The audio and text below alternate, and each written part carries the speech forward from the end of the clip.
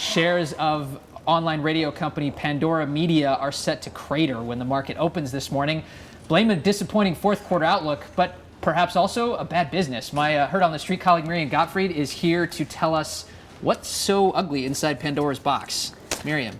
So Pandora has a problem which goes beyond the advertising outlook for the next quarter.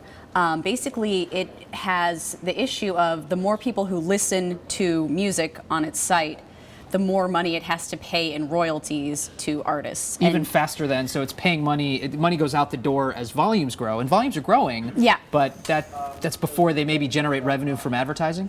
Yeah, so I mean, they have to push on advertising, and there's only so many minutes that they are able to fill with advertising, but they have a unique royalty structure where they have to pay per time people listen to songs. And Pandora's CEO, Joe Kennedy, has been testifying in conjunction with the Internet Radio Fairness Act, which has been proposed, which would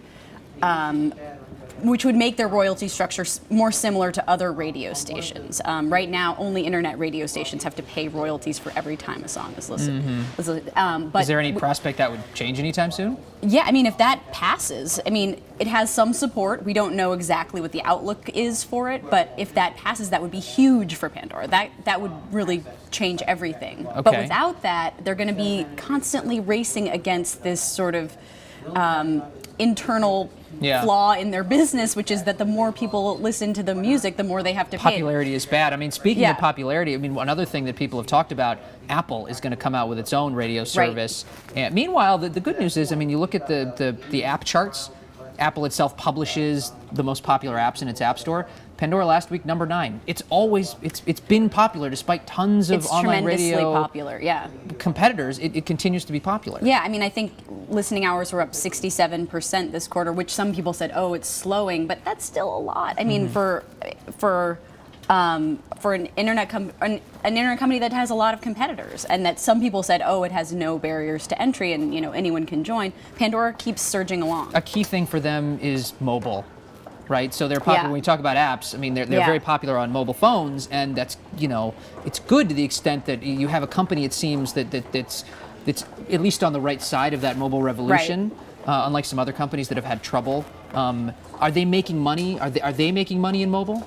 They're pushing toward it. I think the tricky thing is that they make a lot more money on their display ads than they do on their audio ads. So it's much more difficult to monetize that for mobile, I think, because when you're listening to your phone or to your iPod or whatever, you're not necessarily seeing an ad on a phone, whereas desktop ads, it's also a more mature market. See, I don't see.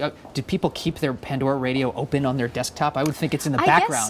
I guess so. I mean, I've questioned that before too, but they tell me that or analysts tell me too, that those ads, the display ads, are really the ones that are much more lucrative for them than the audio ads. Okay. Yeah.